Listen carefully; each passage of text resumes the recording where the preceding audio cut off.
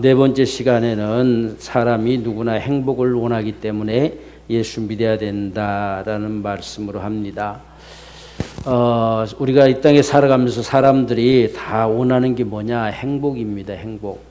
그 행복이 과연 뭘까라고 하는 부분들에 있어서는 많은 사람들이 분명한 답을 가지지 못하면서도 나름대로 다 행복이다. 주로 우리가 행복을 말할 때는 우리의 마음이 즐겁고 좋을 때 행복하다. 또 이런 이야기들을 많이 하게 됩니다. 그래서 이런 행복의 문제 때문에 우리가 예수를 믿어야 된다라고 하는 것을 가지고 우리가 생각해 보는데, 첫 번째, 당신도 역시 행복을 갈망할 것입니다. 당신이 바라는 행복의 조건은 무엇이라고 생각합니까? 우리 각자가 가진 행복의 조건, 나는 이것이 있으면 행복하겠다, 저것이 있으면 행복하겠다. 우리가 사람마다 다를 수가 있죠. 몸이 아픈 사람들은 좀 건강하면 더 이상 바랄 것이 없을 것 같다. 또 여러 가지 물질로 힘든 사람들은 물질이 좀 풍성해지면 우리가 좀 행복할 것 같다. 여러 가지 사람들 상황에 따라서 처한 우리의 모습들 속에서 무엇인가가 내게 주어지면 행복할 것 같다. 이런 생각들을 주로 많이 가지게 됨을 우리가 볼 수가 있습니다. 자, 그렇지만 과연 그럴까? 그것이 있음으로 해서 가장 행복할까? 사실상 따지고 보면 우리가 어떤 물질이라고 하는 것은 있어도 없어도 그렇게 행복하고 행복하지 않고 차이가 별로 나지를 않습니다. 그래서 우리가 어떤 가지고 있냐, 가지지 못하느냐에 따라서 행복은 있지를 않아요. 근데 이제 평상 우리 모든 삶은 참 걱정거리가 많지요. 이것저것 뭔가가 있어야 되고 한 이런 부분들. 그렇기 때문에 결국은 이 행복이라고 하는 것이 예부에서든 주어진 것이 아니다라고 하는 것을 생각해 볼 수가 있어요. 그래서 우리는 대체로 보면 어떤 좋은 일이 이루어지면 좋다, 행복하다, 기쁘다. 근데 그게 잠시 그냥 사라져요. 또 금방 사라지고. 그래서 그런 부분들이 과연 행복일까라고 하는 생각을 해봅니다. 그래서 행복은 과연 무엇이라고 생각하는가? 이 행복이라고 하는 것이 결국은 우리의 마음이 즐거울 때 행복하다는 거예요. 무엇인가 아무것도 없어도 그냥 내 마음이 참 기쁘고 즐거우면 행복하다, 이런 말을 하게 돼 있죠. 모든 걸 가지고 있어도 우리 마음이 즐겁지 못하면 행복을 말할 수가 없어요. 그래서 이 마음의 즐거움이 과연 어디서 올까라고 하는 겁니다. 우리는 자꾸 무언가를 채움으로 인해서 우리 마음의 행복을 유지시키려고 하는데, 실상은 행복은 우리 마음에서부터 우러나는, 우리 마음에서부터 넘쳐나는 감격이라고 표현할 수가 있어요. 그래서 어떤 사람들에게는 어떤 게 있으면 좋을 것 같은데 어떤 사람은 걱정거리가 돼요. 그런 게 아니고 내 속에서부터 넘쳐나는 감격이다, 기쁨이다. 이게 바로 행복이다. 그래서 아무것도 우리가 없는 것 같아도 그냥 마음이 행복하고 즐겁다. 오늘 예수 믿는 저와 여러분들은 무엇으로 과연 그게 가능하냐 할 때에 예수로 가능하지요. 그래서 예수님을 믿는 이 믿음 안에서 우리 마음이 참 행복함을 느끼는 거지요. 어떤 일이 있어도 능히 이길 힘이 주어지고, 이 형통하다는 말은 힘이 주어진다는 이야기거든요. 어떤 상황들을 능히 딛고서 일어설 수 있는 이런 힘이 주어질 수 있는 것은 이런 행복에서 오는 거죠. 그래서 행복은 반드시 우리 속에서 넘쳐나는 감격이다, 이렇게 표현할 수 있어요. 이런 삶이 가능하기 때문에 너희가 항상 기뻐하라, 범사에 감사하라, 이런 말을 하는 거거든요. 우리가 어떤 참 범사라고 하는 것은 좋은 일뿐만 아니라 안 좋은 일도 다 우리가 닥쳐온다는 이야기입니다. 그런 상황들 속에서도 기뻐할 수 있는 힘, 이게 어디서 오느냐라고 하는 것은 예수를 믿는 우리 신앙, 우리에게 믿는 구석이 있다는 이야기죠. 정말 내가 기댈 수 있는 것, 어떤 상황에서도 의지할 수 있는 것. 그래서 예수를 믿는 삶은 우리 마음이 행복해야 돼요. 그게 예수 믿는 삶이거든요. 그래서 어떤 일을 만나도 내 마음의 행복, 그래서 우리가 이 감사가 나오죠. 이게 행복한 사람들의 모습들입니다. 자, 그렇다면 오늘 우리 한번 성경은 뭐라고 말씀하시는지 한번 보십시다 했습니다. 로마서 4장 6절에서 8절. 하나님께 의로 여기심을 받은 사람의 행복에 대하여 했습니다. 의로 여기심을 받은 사람의 행복에 대하여. 이게 행복이라는 이야기죠. 하나님께서 죄인된 자인데, 죄로 말미암아 멸망할 수밖에 없는 자인데, 이제 너는 의로운 인생이야. 내가 네 모든 죄를 다 담당했어. 너는 이제 죄 때문에 망할 걱정이 없어. 라고 이 의롭다함을 통해서 행복을 얻은 사람이요 라고 하는 것이죠. 그래서 다윗이 말한 바 그 불법을 사하심을 받고 그 죄를 가리우심을 받는 자는 복이 있고, 주께서 그 죄를 인정치 아니할 사람은 복이 있도다, 행복하도다. 성경에서 주로 복이라고 말한 부분들을 보면 행복이라는 단어로 많이 돼 있어요. 그래서 이 복이 있도다라고 하면 행복하도다, 행복이 있다라고 하는 이야기와 같은 것이죠. 과연 우리가 여기서 이런 부분에서 행복을 느끼냐, 내가 구원받았다는 사실 앞에서 내가 행복을 느끼는가? 아마 실제 죄를 지어서 감옥에 갇힌 사람들, 이런 사람들은 당신 나오십시오. 오늘부터 당신의 죄는 다 사해졌습니다 하면 아마 펄쩍펄쩍 뛸 거예요. 오늘 우리는 그 죄의 깊이라고 하는 것을 잘 모르다 보니까 우리의 모든 죄가 다 도말됐다라고 했을 때에 별로 이렇게 감각이 없는 경우가 많아요.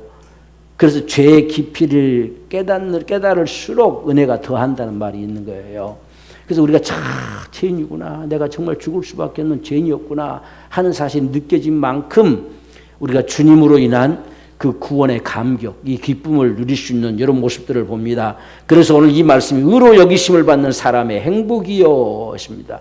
이것을 다윗은 그 옛날부터 말씀했다. 다윗이 이렇게 참 귀한 믿음의 삶을 살주셨던 것이 이 행복이 있었기 때문에 그렇다는 거예요. 그래서 불법을 사하심 받고 다 사하였다. 네 모든 죄가 사하였다. 우리가 예수를 믿는 순간에 이전의 죄는 전혀 다 강가하셔서 묻지 않겠다고 하시잖아요. 얼마나 참 감사한 일인가. 그래서 다 우리의 모든 죄를 도말시켜 버렸다. 주께서 그 죄를 인정치 아니할 사람들은 복이 있다. 주님께서 너 아니야, 너 죄인 아니야, 내가 너를 구원했어, 네 모든 죄를 내가 다 지불했어, 너는 이제 염려할 거 없어 라고 주님께서 우리를 죄인되게 인정하지 않는다는 이야기죠. 이 사실이 우리 인생에게는 행복이라는 거예요. 그래서 우리는 예수를 믿음으로 말미암아서 내가 구원받았다라고 하는 것이 우리가 뜨면서 모든 우리 삶을 이겨낼 수 있는 능력이에요.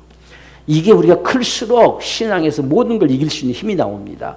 근데 이게 불완전하면 아무 힘이 없어요. 그분을 신뢰할 만한 이 건수가 없어지잖아요. 근데 이 구원의 감격이라고 하는 부분들이 우리 안에 분명해지면 능히 이길 힘이 나오는 거예요. 그래서 염려가 안 되는 거지. 염려할 일이 염려할 주님께 맡겨지고 우리는 주님을 바라게 되고 그분의 손을 바라게 되는 것이죠. 그래서 이같이 주께서 죄를 인정치 아니하실 사람은 복이 있다, 행복하다라고 하는 겁니다.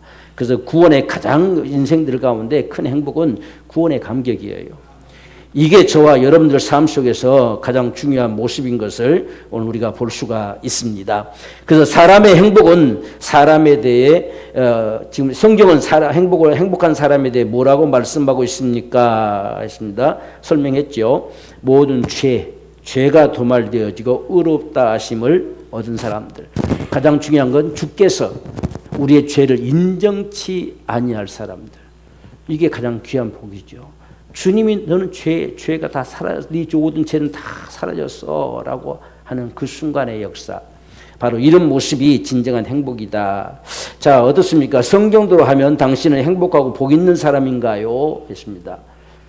자, 여기에 이제 우리가 우리 안에서는 우리 모두가 참 예수로 말미암아 구원받았기 때문에 그렇습니다 나올 수 있겠지만, 만약에 이게 우리가 복음을 전하는 차원에 된다면 당신은 어떻습니까? 당신은 이런 행복을 가지고 있습니까? 그러면 가지지 않았다고 말하겠죠. 그런 건 몰라요 라고 할 수밖에 없죠. 그럼 우리가 여기서 예를 들 수 있는 것이, 만약에 사형수가 있다고 합시다. 그 사형수가 있는데 정말 얼마 안 있으면 며칠 아니면 이제 상정에 끌려가서 죽게 될 것인데, 어느 날 갑자기 다가와서 나오라 하더니만은 이제 너는 해방됐다, 네 모든 값은 다 지불됐다, 너는 이제 사형을 면하고 나간다 라고 했다고 한다면 이 사람에게 가장 행복한 순간이 어느 순간이겠느냐 하면 그 순간이겠잖아요. 사형당할 사람이 사형당하지 않고 이제 당신 해방됐다고 풀어 석방시켜줄 때에 얼마나 그 마음이 뛸 듯이 기쁘겠어요. 바로 이런 모습이 진정한 행복이다. 이 구원의 행복이라고 하는 것은 바로 당신의 그런 것입니다. 당신은 이런 행복을 맛보아 본 적이 있습니까? 이렇게 우리가 복음을 전해볼 수가 있는 것이죠. 자, 이러한 사람이 왜 이런 사람이 행복할까요? 했습니다. 왜 이런 사람들이 정말 행복할까? 시편 103편 3절에서 5절 우리 한번 같이 읽어봅시다. 시작. 저가 내 모든 죄악을 사하시고 내 모든 병을 고치시며 내 생명을 파멸에서 구속하시고 인자와 긍휼로 간을 씌우시며 좋은 것으로 내 소원을 만족해 하사 내 청춘으로 독수리같이 새롭게 하시는도다. 아멘. 자, 모든 죄를 사하셨다. 그리고 모든 병을 다 고치셨다. 이건 이미 주님이 다 담당하셨죠. 다 담당하셨기 때문에 우리는 그 은혜로 사는 자죠. 내 생명을 파멸해서 구속하시고 좋은 것으로 내 소원을 만족하게 하신다. 이게 지금 다윗의 고백이거든요. 다윗이 정말 하나님 앞에서 이런 고백을 갖는 거예요. 다윗의 삶이 우리처럼 뭐 아무것도 전혀 문제가 없었던 삶이 아니라 다윗이 참 수없는 고통을 당했지요. 많은 참 하나님 앞에 또 죄도 범하기도 하고 다 했지만 그 속에서 참 한 평생을 지내고 난 다음에 고백하는 소리입니다. 그래서 내 모든 죄를 사하셨다. 이 사실이 다윗에게는 놀라운 축복이었어요. 오늘 저와 여러분들이 구원받은 저와 여러분들이 우리 죄가 다 사해졌다. 내 모든 죄가 다 도말되었다라고 우리가 믿을 수 있는 이 믿음의 역사. 예수 그리스도의 피의 값은 죄값이에요. 우리 모든 죄가 값이 지불된 값입니다. 다 지불해 버렸어요. 그러니까 죄 때문에 망할 자는 없어요. 그러나 문제는 그분을 믿지 않기 때문에 여전히 죄로 인해서 망하는 거지요. 예수를 믿는 사람은 죄 때문에 망할 자가 없다는 이야기예요. 왜? 그분이 다 담당하셨으니까.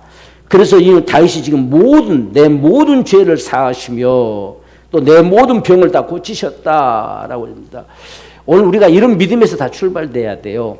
우리가 어떤 몸에 질병이 있고 어떤 아픔이 있고 있을지라도 주님이 다 담당하셨다. 나를 내 모든 병에서 고치셨다. 나를 이미 고치셨다라고 하는 믿음으로 우리가 주님 앞에 구하는 거지요. 그분이 다 먼저 다 값을 지불해 버렸어요. 그래서 나는 그 값으로 지불한 것을 나는 가질 수 있는 이 권리가 있는 거지요. 그래서 내 모든 병을 다 고치셨다. 또 내 생명을 파멸해서 나를 건져주셨다. 해방시켰다라고 하는 겁니다. 이런 모습들, 이런 고백이 우리 안에서 나와진다면 이건 참 행복한 고백이다는 거예요.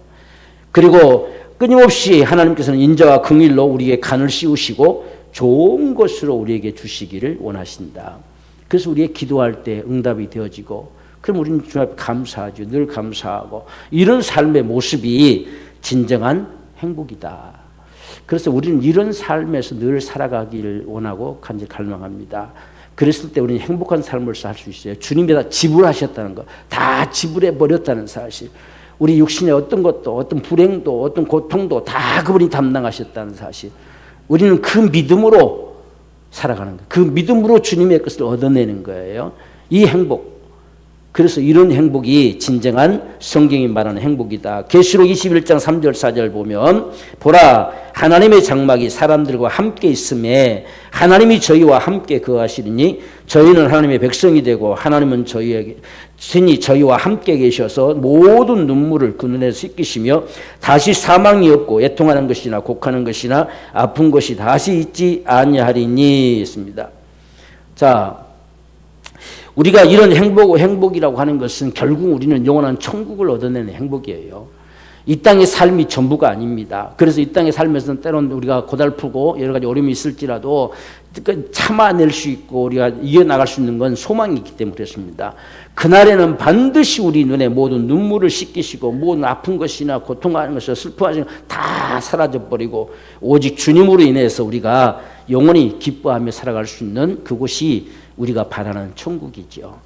적어도 천국을 소망할 수 있는 이 믿음이 있을 때에 오늘 우리가 어떤 상황에 놓여져도 우리가 이 행복을 가질 수 있는 이러한 은혜를 얻을 수가 있습니다. 그래서 우리가 성경도 보면 데살로니가서 4장에도 주님 다시 오신다. 이때 당시에는 그들은 곧 오실 걸로 믿었어요.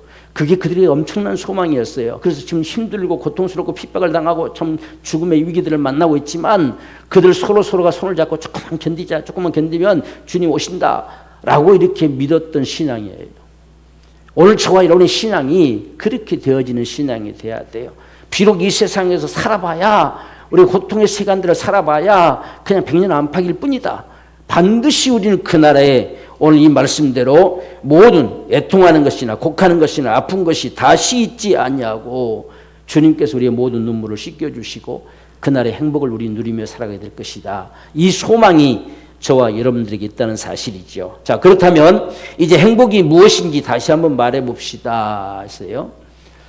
자, 뭐예요? 행복이, 여러분 행복이 뭡니까? 그러니까 우리가 지금 여기서 지금까지 계속 말씀해 드렸잖아요. 진정한 행복이라고 하는 것은 구원의 감격이에요. 지금 이 다윗도 내 모든 죄가 사라져 버렸다라고 했을 때에 사실상 이 다윗도 죄 때문에 많은 고통을 했지요. 죄 때문에 또한 벌을 당하기도 했지요. 그런데 어떻든지 이런 인생의 삶 속에서 내 모든 죄가 사하였다라고 하는 것이 그에게는 참 귀한 기쁨이고 행복이었다. 오늘날도 저와 여러분 마찬가지죠.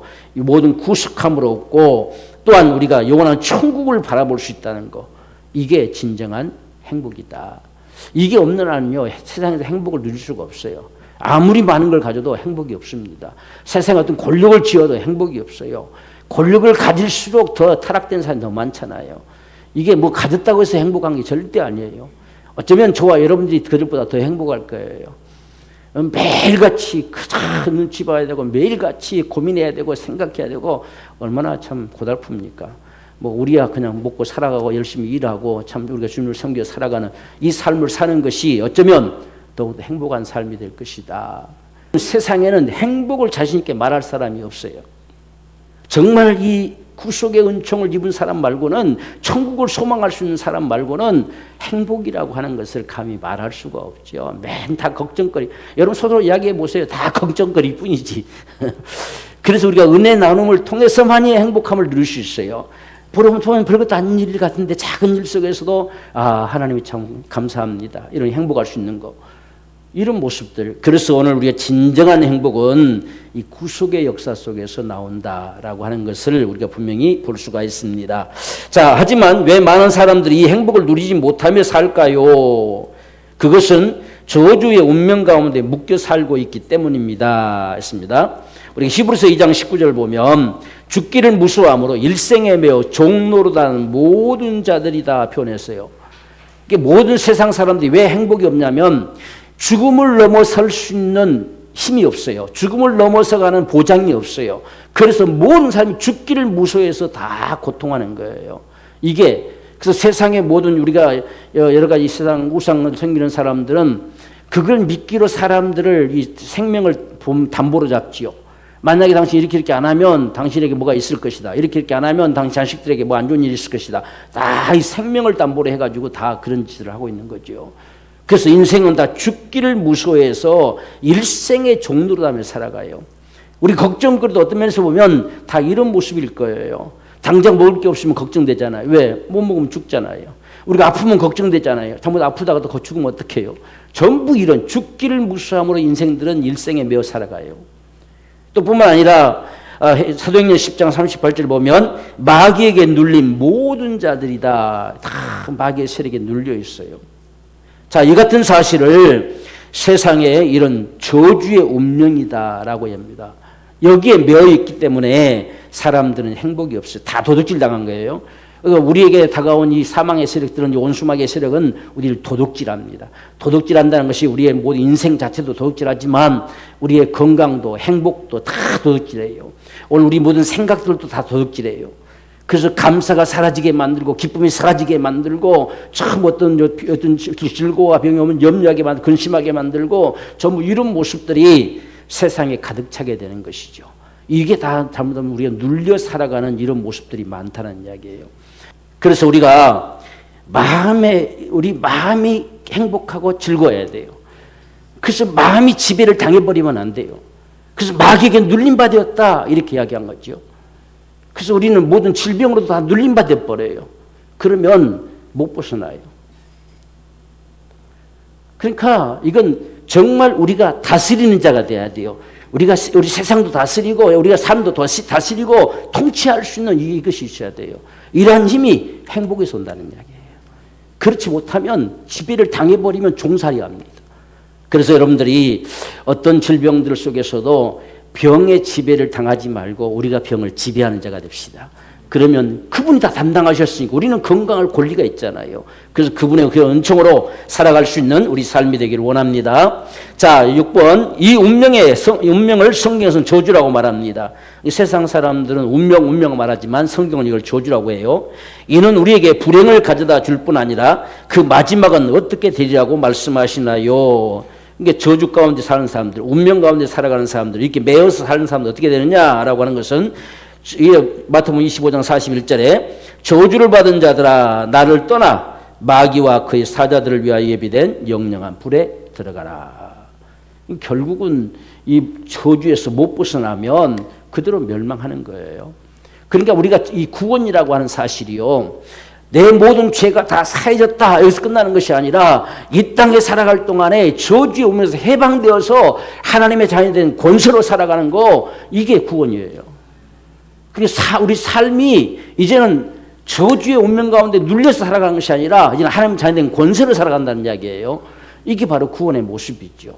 그러니까 구원받은 사람들이 세상을 살아갈 때에 하나님의 자녀이 된 권세로 살아야 돼요.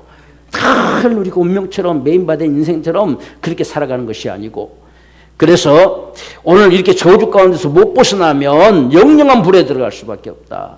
그래서 구원은 죄에서 구원받을 뿐만 아니라 저주 가운데 있는 우리 인생들이 해방되는 겁니다. 그래서 하나님의 자녀인 권세로 살아가는 것이 진정한 구원의 축복이다. 그렇게 되면 우리는 아버지 집 가는 것이죠. 자, 7번. 우상과 미신을 섬김으로 벗어나려고 몸부림칩니다. 그러면 그럴수록 가져오는 재앙은 무엇입니까? 자, 세상 사람들이 여기서 벗어나려고 온갖 미신들을 다 섬기지요. 구술하고 우상을 섬기고 다 가서 제사 지내고 이런 모습들을 다 합니다. 그러면 그럴수록 결코 벗어나지 못하고 3, 4대까지 그 저주가 임해가는 모습을 성경은 말씀합니다.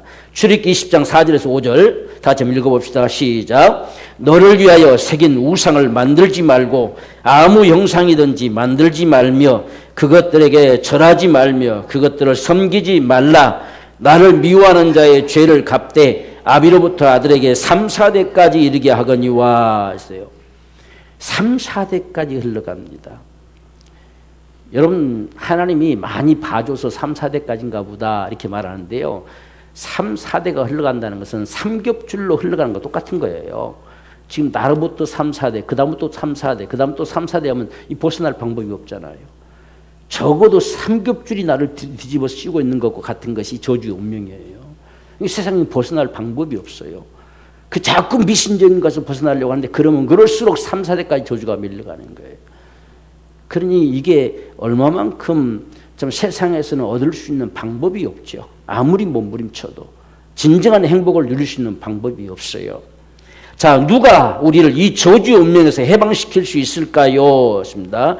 자, 사도행전 16장 31절 시작. 주 예수를 믿으라. 그리하면 너와 내 집이 구원을 얻으리라. 길이 이것밖에 없어요. 주 예수를 믿으라는 거예요. 주 예수를 믿으면 너와 내 집이 구원받는다는 이야기예요. 그러니까 오늘 저는 다시 한번 이야기했지만 구원은 우리가 그냥 보이지 않는, 어떤 눈에 보이지 않는 죄에서 구원받았다 이것만이 아니라 내 삶에서도 구원된다는 거예요. 내 모든 저주가 다 사라지고 해방되는 겁니다. 그래서 우리가 구원을 정의할 때 죄와 저주와 멸망의 형벌에서 해방되는 거라잖아요. 실제 내 삶도 해방돼야 돼요. 이게 하나님의 자녀인 권세지요. 그래서 우리가 정말 이 예수 믿는, 정말 나와 내 집이 구원받을 수 있는 길, 나와 내 집이 모든 얽매임에서 해방될 수 있는 길, 나와 내 집이 저주의 운명에서 해방될 수 있는 길은 예수 믿는 것밖에 없다. 그래서 주 예수를 믿으라. 그러면 너와 내 집이 구원받는다. 어째서 그럴 수 있느냐? 갈라디아 3장 13절 보면 그리스도께서 우리를 위하여 저주를 받은 바 되사, 누군가가 저주의 값을 다 지불해 버렸어요. 그게 예수께서 지불했다는 겁니다. 그리스도께서 우리 모든 저주를 다 담당하고 지불했기에 나는 저주에 매여 있을 자가 아니에요. 저주 가운데서 해방될 자입니다. 그게 오늘 저와 여러분의 구원의 역사고 행복을 주는 모습이지요. 그래서 저주에서 우리를 속량하셨다. 이 속량이라는 말은 헬라어로 뭐라고 그랬어요? 아고라조입니다. 아고라조는 값을 지불했다. 에크는 출입이라면 똑같아요. 해방시켰다는 뜻이에요. 값을 지불하고 사서 해방시켰다는 뜻이에요. 이게 아고라조. 알겠지요? 아고라조. 우리가 교회도 보세요. 에클레시아죠. 클레오라는 말을 불렀다는 뜻이거든요. 에크는 해방시켰다. 그래서 예수님이 불러냄을 받은 사람들, 불러서 그 매임에서 해방시킨 사람들, 이것을 에클레시아, 교회라고 하는 거예요. 그럼 나를 지금 주님께서 모든 값을 지불하고 해방시켰어요. 내 지금 모든 저주의 값을 그분이 지불했습니다. 지불해서 해방시킨 거예요. 그러니까 나는 없어진 거예요. 그 저주가 다 사라져버린 거거든요. 이걸 우리가 분명하게 이 권리를 확보해야 돼요. 그게 우리가 행복인 거죠. 그래서 오늘 이런 이 단어들 한마디 한마디가 무엇을 진짜 말하고 있는가 하는 것을 우리가 분명히 아십시다. 그래서 분명히 주님이 값을 지불하고 나를 해방시켰다는 거. 그래서 우리는 그러한 은혜 가운데 살아가는 자이기 때문에 이런 은총을 입은 자라야 진정한 행복을 누릴 수가 있다라고 하는 것입니다. 자, 행복을 얻기 원하는 당신은 이제 예수 믿어야만 합니다. 길이 그 길밖에 없으니까요. 예수 믿는 길밖에 없으니까 예수 믿지 않고서는 다른 길을 우리가 찾을 수가 있는 방법이 없지요. 그래서 우리가 예수를 믿어야만 된다. 자, 진실한 마음으로 기도하시면 이 구원의 감격과 행복을 얻게 될 것입니다. 우리 함께 기도하시겠습니까? 라고 하는 거죠. 어떻든지 예수님을 영접할 수 있는 길이 우리가 그 입술로 죄인임을 시인하고 예수님이 구원을 이루셨신 내 주님이심을 시인하고 그분을 내가 마음에 받아들일 수 있는 이걸 가장 우리가 쉽게 할 수 있는 것이 기도입니다. 실제 시인을 시킬 수 있는 것이 기도. 그래서 우리 함께 기도해 보지 않겠습니까? 기도함으로 예수님을 영접해 드려서 믿을 수 있습니다. 이렇게 우리가 초청을 하는 부분들이지요. 그래서 오늘 우리가 꼭 기도하지 않는다 할지라도요. 오늘 우리가 이걸 한마디 한마디로 권면할 수도 있겠지요. 자, 어떠세요? 진정한 행복이 세상에서 누릴 수 있을까요? 이렇게 누리지 못한 것은 결국은 다 이게 저주의 운명 가운데서 매여 있기 때문입니다. 거기서 종살이하고 있기 때문입니다. 여기서 벗어날 수 있는 방법이 무엇인가요? 그래서 예수밖에 없습니다. 그래서 예수님에 대해서 권면하지요. 오늘 이 사실을 당신이 받아들이겠습니까? 이 사실을 당신이 오늘 받아들이면 당신과 당신 집이 구원함을 얻게 될 것입니다. 이렇게 우리가 말로 하나하나 권면할 수도 있어요. 그런데 어떻든지 본인 입으로 한번 이렇게 시인해 볼 수 있도록 하는 것이 주로 이 기도다. 그래서 흔히 기도를 영접 기도다 이런 말을 많이 사용하지요. 그래서 기도함 속에 이 부분들을 다 담아서 한마디 한마디씩 따라서 하도록 그렇게 해볼 수 있습니다. 자, 한번 우리 기도문을 읽어봅시다. 시작. 주 예수님, 지금까지 하나님을 알지 못한 채 저주의 운명 가운데 매어 살아왔습니다. 이 시간 나를 위해 저주받은 바 되신 주 예수 내 구주로 영접하오니 나의 주가 되시옵소서. 나와 내 집이 모든 매임받은 것에서 풀어 자유케 되어 행복을 누리게 하옵소서. 예수님의 이름으로 기도드립니다. 아멘. 자, 이렇게 우리가 기도할 수가 있다 하는 말입니다. 그러니까 지금 우리가 여기 행복에 대한 부분을 가지고 말했기 때문에 이 저주의 운명에 속하 있음을 시인하는 것, 이게 우리가 죄인됨을 시인하는 것과 똑같은 모습이죠. 그래서 예수님께서 그 모든 값을 다 지불하고 나를 구원하셨기 때문에 나는 이제 그 주님을 내 구주로 영접합니다. 그래서 지금부터 나의 주님이 되셔서 나와 내 집이 주님의 이 구속의 은혜로 행복을 누릴 수 있는 이러한 축복을 누리게 해 주십시오 라고 간절히 기도하는 이런 기도의 모습이죠. 자, 우리가 이 기도가 이렇게 마쳐졌으면 이제 나 누구는 저주의 운명에서 해방되었습니다 라고 선포하게 하는 거예요. 시인하게 하는 거예요. 자, 우리 한번 거기다가 자기 이름을 넣어서 나에다 자기 이름을 넣어서 한번 같이 우리가 읽어봅시다. 시작. 이제 나 몽호는